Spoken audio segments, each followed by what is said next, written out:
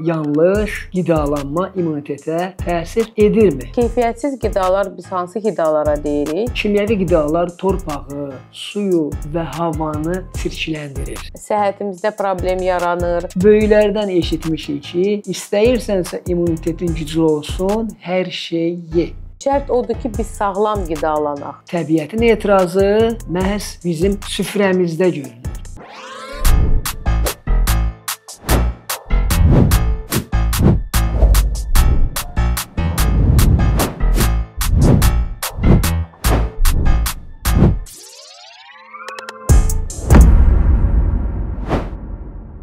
Salam dostlar. Hər tikə yeməyimiz sadəcə qidalar deyil. Bu torpağın, suyun, havanın bizə göndərdiyi məktublardır. Amma bu məktublar getdikcə daha çox kimyəvi ləkələrlə və zəhərli imzalarla gəlir. Sual budur. Biz yeyirik, yoxsa təbiətin etirazını uduruq? Verilişimizin daimi qonağı Vəfa xanım Qasımovadır. Salam Vəfa müəllimə. Xoş gördük.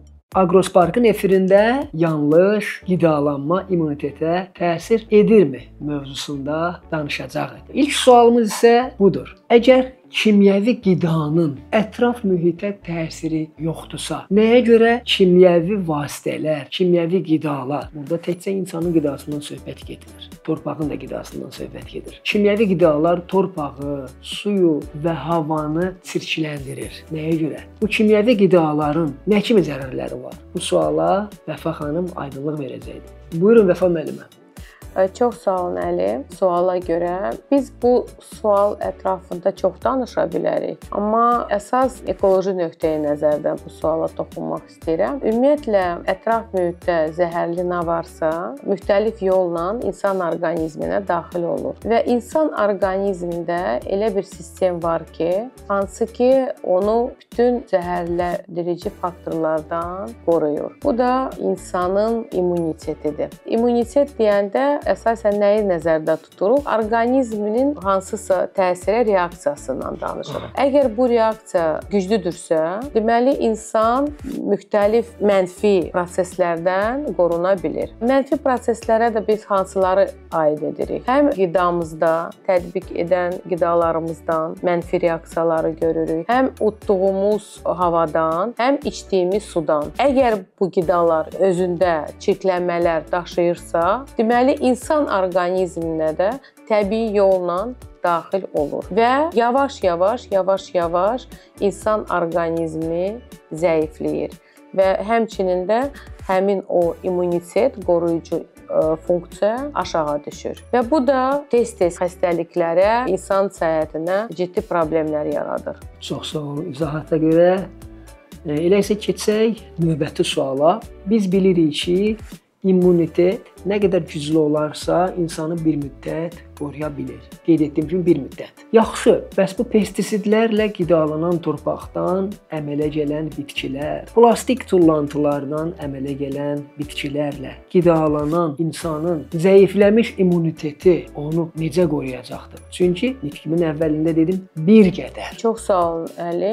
Əlbəttə ki, qidanın və digər gündəlik istifadə etdiyimiz məhsulların insan orqanizminə müsbət təsiri olmalıdır. Mənfi təsiri keyfiyyətsiz qidalardan insan orqanizminə daxil olur. Keyfiyyətsiz qidalar biz hansı qidalara deyirik? Hansılar ki, özlərində bizə lazım olan mikro, makro elementləri, mineral elementləri daşımır. Və bunun sayəsində insan orqanizmində o qoruyucu funksiyalar azala bilər. Və burada da nəinki qida, o cümlədən stres və digər faktorlar immunitetin aşağı düşməsinə səbəb olur. Və əgər biz insanları ayırsaq, sağlam qidalanan və fayda verməyən qidalarla qidalanan insanları ayırsaq, biz görərik ki, əlbəttə ki, sağlam qidalarla qidalanan insanlar immuniteti daha yüksəkdir, nəinki fayda verməyən qidalarla qidalanan insanlar. Və bunun da fərqliyi adidir, tamamilə normaldır. Çünki insan gün ərzində müəyyən elementləri almalıdır yaşayış mühitini təmin etmək üçün. Əgər gündən-günə o elementləri almır, onun qoruyucu funksiyaları aşağı düşür və getdikcə immunitetin zəiflənməsi və müxtəlif müxtəlif xəstəliklərə səbəb olması baş verir. Bəli. Biz bilirik ki, insanın sağlam qalması üçün onun stressiz bir mühitdə olması lazımdır. Ümumiyyətlə təbiətdə stress anlayışı da var ki, hətta bitkilərdə belə stress anlayışı var. İndi keçirəm təbiətdə olan stress anlayışı. Meşələrin qırılması təbiətin stressə düşməsinə səbəb ola bilər. Kimyəvi yüklənmələr təbiətin stressə düşməsinə səbəb ola bilər. Sualımın əsas qayəsi budur ki, təbiətin stressə düşməsi bizim qidalanmamıza necə təsir göstərir? Çox sağ olun Əli. Deməli, stress nədir? Qəflətən baş verən prosesdir və bu proses nəticəsində orqanizm tamamilə fərqli bir təsirə malik olur və həmin o təsirdən ya funksiyaları azalır, yaxud da indi hansı orqanizmini biz götürsək, əgər bitkiləri götürsək, birbaşa stressdən bitki orqanları məhv ola bilir. İnsan orqanizmi isə həmçinin stressdən əziyyət çəkir, çünki bu birbaşa baş verən faktordur. İnsanların daxili orqanlara, ümumiyyətlə səhhətinə birbaşa təsir edə bilir. Stressin ümumiyyətlə baş verməsinin səbəbi nəticəsində, çünki hər bir canlının stressə düşməsinin səbəbi fərqlidir. Bitkilər iqlim dəyişikliyi nəticəsində həmin o stress amilləri yaranır, hansılar ki, tamamilə fərqli bir mühitə düşürlər və o mühitə adaptasiya olmalıdırlar. Və bu adaptasiya əsasən ən çox bitkilərə aiddir. Çünki canlı orqanizmlərdən bitkilər ən çox adaptasiya oluna bilən orqanizmlərdir. Heyvanlar çox həssas təbii amillərin təsirlərində çox həssasdırlar və çox tez-tez stressə məruz qalırlar. Həmçinin də insanlarda ümumiyyətlə stressə davamlı deyillər və çox həssas bir orqanizmlərdir və həmin o stressi yaşanarkən müxtəlif daxildə proseslər baş verir, hansılar ki, əlbəttə ki, qoruyucu funksiyaları aşağı salır. Ona görə də bütün həkimlər, ümumiyyətlə hamı nədir, stressdən qorumaq lazımdır. Adi həyatımızda biz özümüzü əlbəttə ki, stressdən qoruya bilməliyik. Ən azı o stressə davamlı olmalıyıq. Bu da hamımız, mən yenə də ekologiya və etik normalara gəlib çıxıram. İnsanlar bir-birinə etik yanaşsalar, o stresslər də azalar. Çox sağ olun izahata görə. Əgər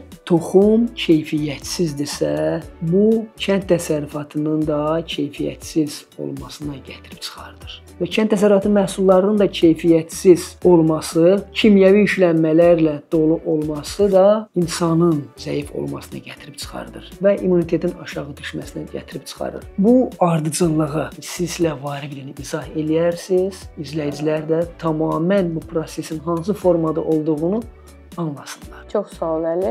Əslində bu bitki mühafizəsində istifadə edilən üsullardan biridir toxumaların seçilməsi. Yəni ümumiyyətlə kənd təsərrüfatı torpaqlarda əkin sahələri salınaraq mütləq toxumaların seçilməsinə diqqət yetirmək lazımdır. Çünki hər bir toxum sağlam ola bilməz və hər xəstə toxum torpağa düşdükcə keyfiyyətsiz məhsulun alınmasına gətirib çıxardır. Ona görə də məhsulun keyfiyyətli olması üçün mütləq şəkildə toxumalar seçilməlidir və müxtəlif tədbir kompleksləri var ki, həmin o toxumalar seçilməlidir və əkin torpaqlarına səpilməlidir. Ona görə, yəni sağlam toxumaları əgər istifadə ediriksə, biz mənfi və tam sağlam məhsul əldə edə bilirik. Digər tərəfdən isə bitki mühafizəsində müxtəlif üsullar var. Hər bir bitkinin özünə məxsus olan qida elementləri var. Mənimsəmə qida elementləri və həmin o qida elementləri özlərində toparlayıb insan orqanizminə ötürürlər və bir hansısa qidanı yeyəndə bilirik ki, həmin o qidanın tərkibində hansı vitaminlər və hansı minerallar var və o qidamızda istifadə etdikcə biz o vitamin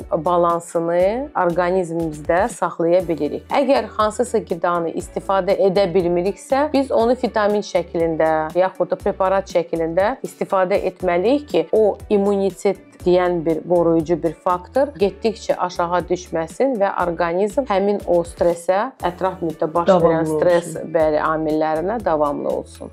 Çox sağ olun izahata görə. Düşünürəm ki, izləyicilər üçün də çox maraqlı bir sual-cavab oldu. Ən sonda isə biz böyüklərdən eşitmişik ki, istəyirsənsə immunitetin güclü olsun, hər şey ye. Aha, sual sır burada. Hər şey ye deyəndə nəyi nəzərdə tuturdular? Onların dövründə olan orqanik qidaları, yoxsa bizim dövrümüzdə olan kimyəvi qatqılarla dolu məhsulların hamısını mı qidalanmağı nəzərdə tuturlar? Çox sağ ol Əli.